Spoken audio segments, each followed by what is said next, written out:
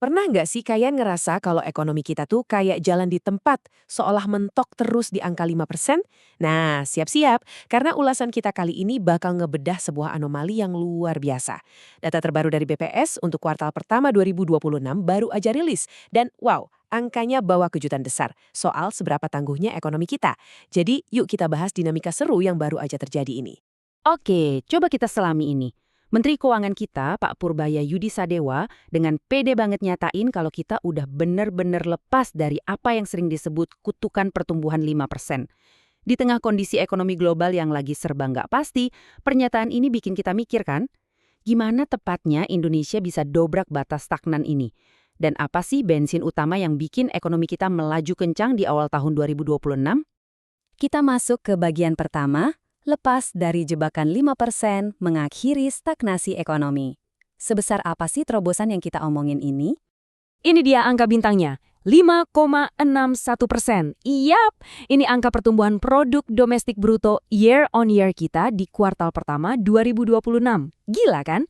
Angka ini masif banget kalau kita bandingin sama kuartal pertama tahun lalu yang cuma di 4,87%. Bahkan, ini lonjakan nyata dari kuartal keempat tahun lalu yang ada di 5,39%.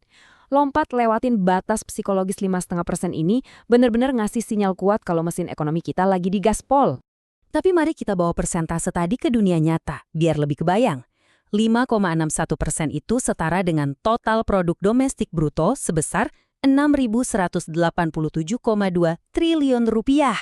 Angka triliunan ini bukan sekedar deretan nol di atas kertas loh, ini benar-benar mewakili aktivitas nyata dari jutaan orang Indonesia. Ini bukti ketahanan real yang ada di lapangan. Lanjut ke bagian kedua, motor utama penggerak ekonomi, konsumsi sebagai bahan bakar. Terus, dari mana asalnya duit triliunan ini? Coba deh inget-inget Mal, restoran atau tempat wisata yang penuh sesak pas weekend kemarin.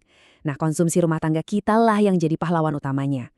Data nunjukin konsumsi masyarakat nyumbang lebih dari separuh ekonomi kita, tepatnya 54,36% dari total PDB. Jadi, pas kita belanja, jalan-jalan, atau sekedar makan di luar, secara nggak sadar kitalah yang muter roda ekonomi makro ini. Lalu, apa pemicu utamanya? Jelas, momentum libur panjang.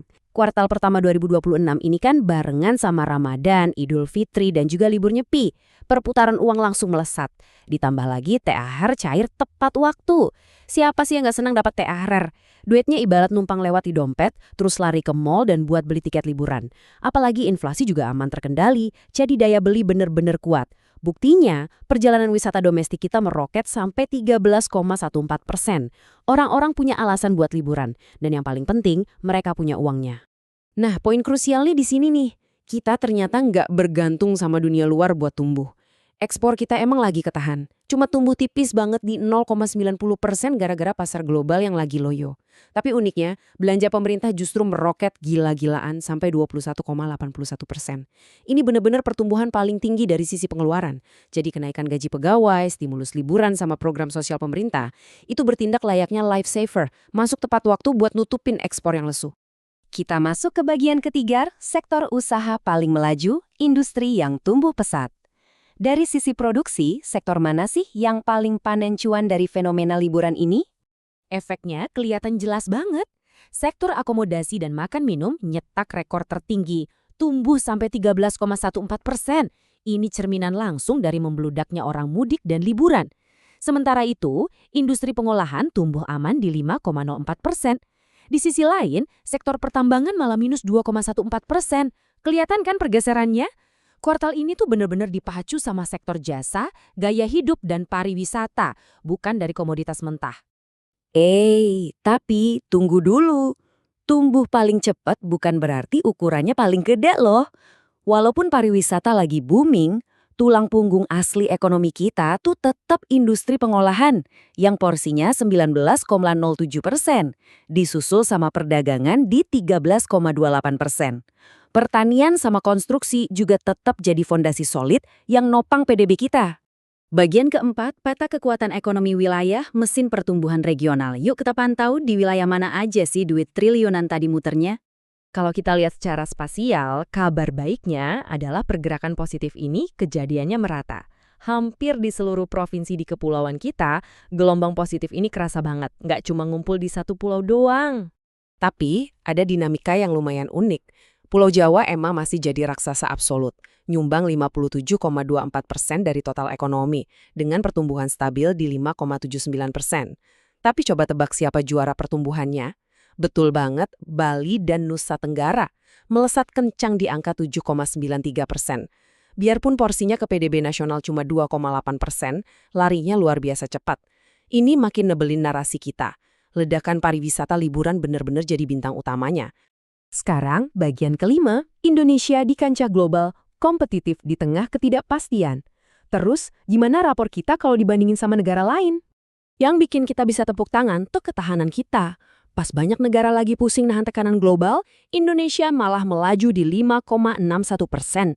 Oke, kita emang masih di bawah Vietnam yang ngebuti 7,8%. Tapi coba lihat, kita berhasil nyalip Malaysia, terus ngalahin raksasa dunia kayak China yang ada di 5%, bahkan Amerika Serikat yang cuma kecatat 2,7%. Kita benar-benar jadi titik terang pas awan ekonomi global lagi mendung.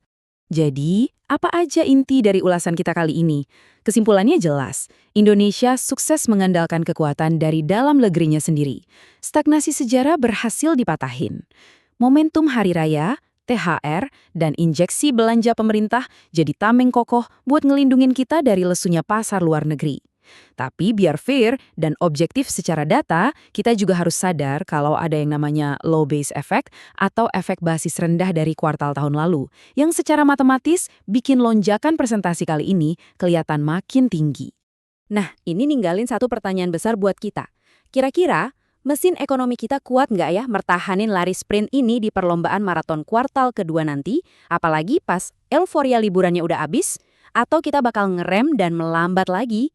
Mari kita pantau terus data selanjutnya. Makasih udah ngikutin ulasan kali ini, tetap kritis, dan sampai jumpa di bahasan berikutnya.